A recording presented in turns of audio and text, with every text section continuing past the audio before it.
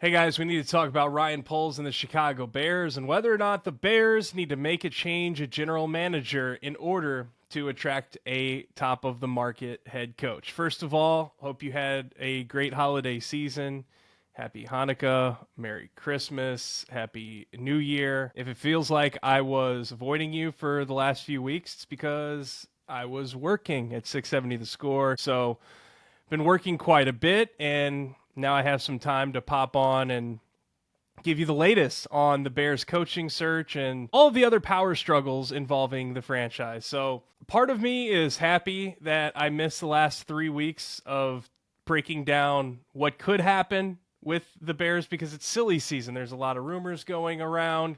You have agents of coaches putting out floaters, and you've heard Pete Carroll's name pop up. You've heard Mike Vrabel's name. Ben Johnson, of course, is still, in my opinion, the number one choice among the fan base. And here we are with the Bears, President Kevin Warren, General Manager Ryan Poles, the team in a 10-game losing streak, everything looking just horrific on the field.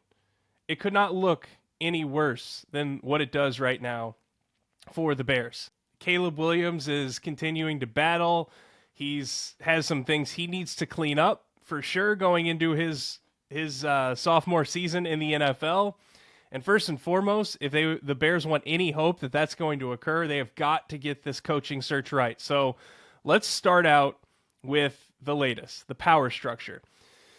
The reports are that General Manager Ryan Poles will be the point person for this search. Now, one of the big concerns that I have right now is, will Ryan Poles' presence deter head coaches from either getting the job in Chicago or wanting the job in Chicago? And I'll explain the distinction that I have for those two things in just a second. Now, let's start with some information that we've gotten from some of the coaching candidates and some of the past transgressions of the Bears and Ryan Poles in order to understand whether or not Poles' presence is healthy in this coaching search. Now, if you missed it within the last couple of days, Zach Rosenblatt of The Athletic wrote a piece on Mike Vrabel. Mike Vrabel, the former head coach of the Tennessee Titans, has spent this season as an analyst with the Cleveland Browns. He was not a full-time coach, and he's going to get interviews all over the place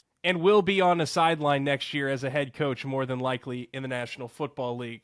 Now, if you've seen my videos, you know he's not my first choice, but here's a quote, nonetheless, from Vrabel in the Rosenblatt piece in what he wants from an organizational structure. I want to have a structure in place that people see the game the same way I do, from an X's and O's standpoint, from a personnel standpoint, with team building.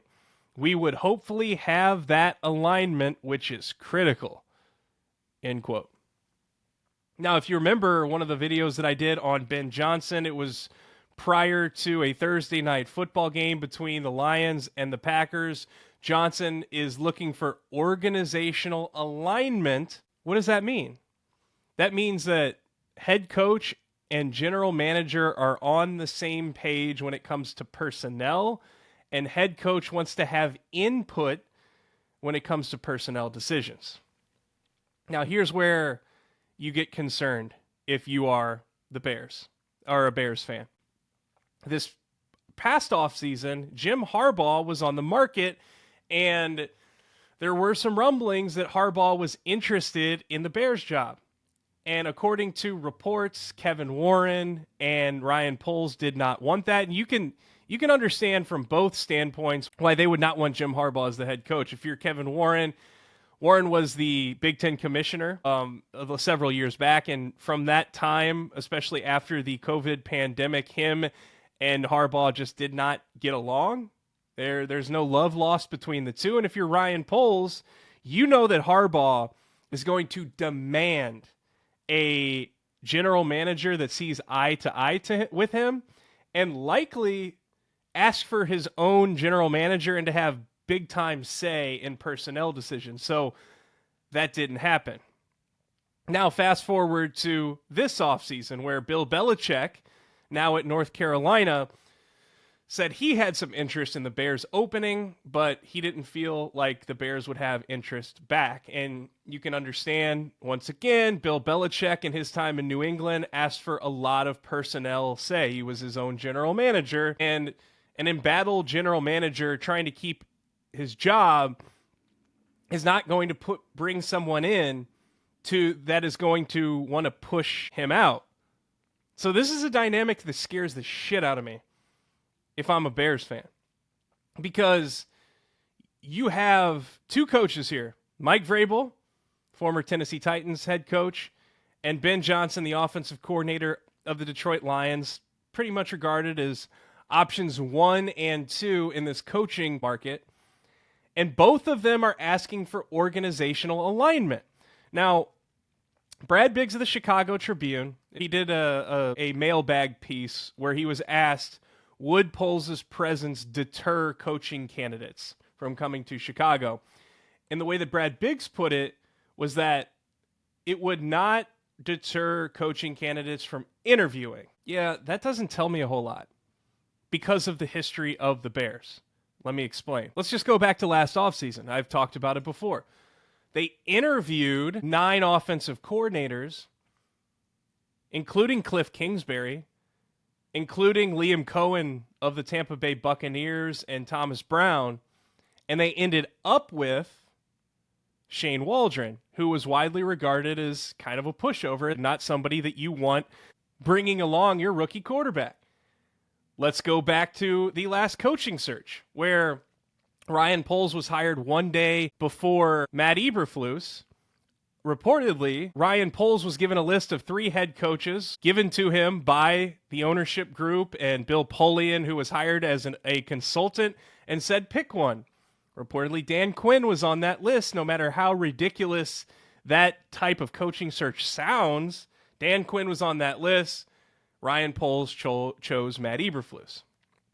Patrick Manley, one of my colleagues at 670 The Score on our pre- and post-game show, talks about in his final year, in 2013, he thought that Bruce Arians was going to be hired as the head coach of the Bears. That's what the rumblings were. Arians had interviewed for the job. And then he found out that Mark Trestman was going to get the job. Talks broke down between the Bears, general manager Phil Emery at the time, and Bruce Arians, who was coming off of an 11-5 season where he took over for Chuck Pagano in Indianapolis, who had to miss time due to cancer treatment, and led the Colts to the playoffs. And then, yes, of course, Arians' time in Arizona, where he was highly successful, and his time in Tampa Bay, where he won a Super Bowl.